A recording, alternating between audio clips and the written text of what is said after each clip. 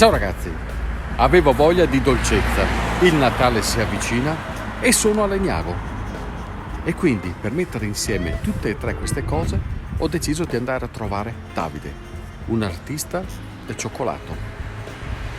Con sto freddo qua però ho un'idea, giusto per stare in tema. Andiamo. Caro Davide, con sto freddo, una bella cioccolata calda di quelle che vuoi. Mezz'ora è pronta. Perfetto.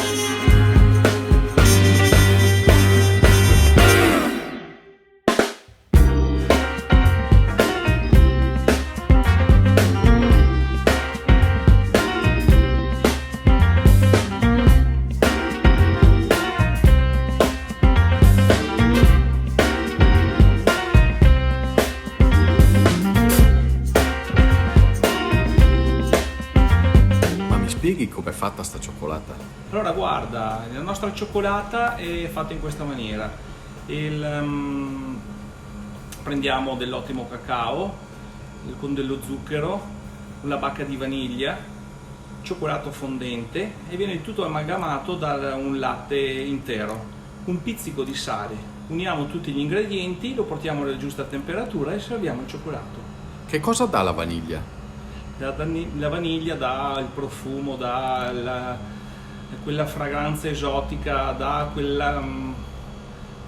quelle particolarità che la natura ci dà. Insomma.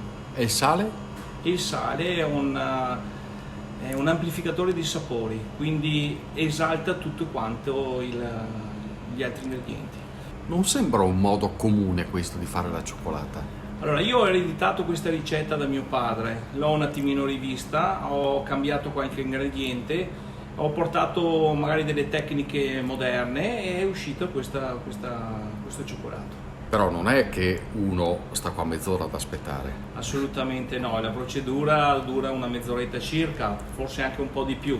È chiaro che poi noi prepariamo questo composto, lo prepariamo per le ragazze, lo conserviamo con il massimo della salubrità, che è quella del vetro, e in un attimo viene servita al cliente. Basta scaldarla.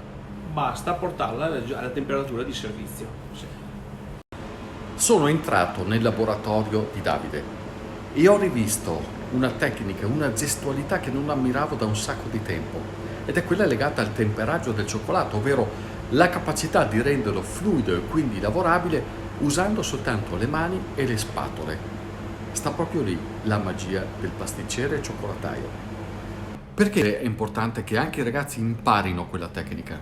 È importante imparare questo tipo di tecnica di temperaggio tradizionale per capire il cioccolato, nel senso che il cioccolato va fuso a una temperatura, va temperato a un'altra temperatura e va utilizzato. È chiaro che se tu non riesci a capire in modo preciso queste differenze, non riesci a fare un prodotto di alta qualità, e quindi il temperaggio tradizionale ti fa capire queste varie fasi in modo preciso.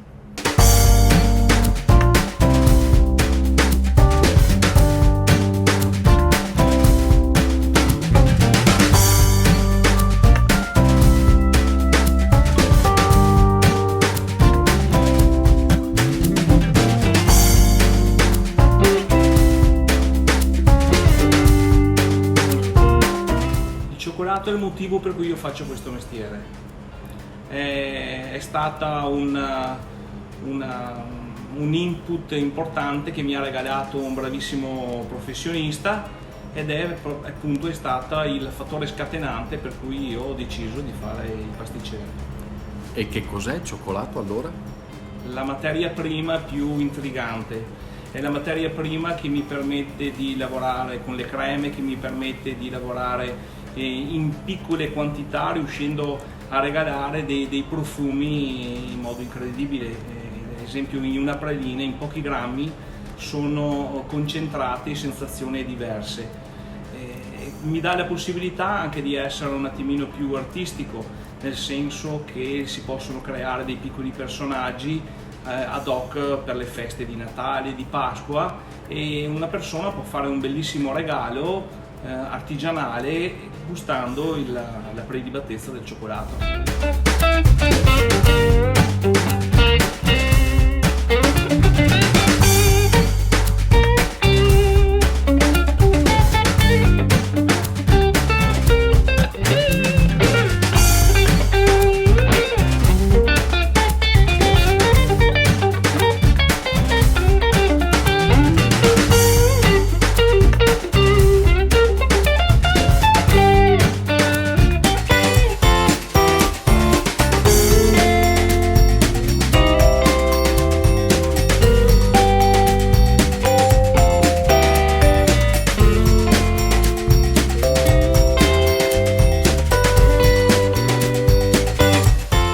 Dice, il cioccolato è un piacere, è uno sfizio, anch'io lo dico spesso, però in realtà quando incontri persone come Davide e anche altri professionisti, ti accorgi che è un qualcosa che va molto al di là, c'è una cultura vera e propria, perché il cioccolato non è uguale sempre e comunque, ce ne sono di tante tipologie, e allora sta anche qui l'abilità del pasticcere, interpretarlo, capirlo e tradurne le specificità in prodotti creati ad hoc. E questa forse è un po' la grandezza di Davide e della sua voglia di creare. Il cioccolato è una parola, è come dire vino, però ogni cioccolato ha le sue sfumature, quindi se devo abbinarlo, ipotesi, a un lampone, userò un certo tipo di cioccolato. Se devo abbinarlo al caffè, userò un altro tipo di cioccolato. Se devo abbinarlo alla nocciola, userò un altro tipo di cioccolato, con caratteristiche diverse. Secondo te, Davide, c'è una sufficiente cultura del cioccolato o rimane sempre quello sfizio che si prende ogni tanto per sentirsi un po' meglio, un po' più allegri? Diciamo che il cioccolato ha ancora ampi margini di consumo. In Italia tante volte è ancora visto come quel prodotto industriale da regalare ogni tanto. È chiaro che bisogna seminare molto sulla clientela, bisogna far capire la differenza tra il cioccolato artigianale, sugli abbinamenti anche particolari, e dopodiché quando riesci a far capire questo e a conquistare il cliente, l'hai fidelizzato e sarà sempre tuo. L'amore per il cioccolato di Davide è esploso in un corso di formazione, quando ascoltando il relatore è stato quasi folgorato, si è innamorato di questa materia prima e ha detto: è un mestiere che vorrei fare, ma è un mestiere che già nella sua famiglia esisteva. E infatti le sue fonti di ispirazione non sono state soltanto i corsi di formazione, ma forse prima ancora e prima di tutto la sua famiglia, con quel signore lì, che era il papà. Mio padre ha aperto pasticceria nel 1960. Perché ti sei affezionato a questo lavoro?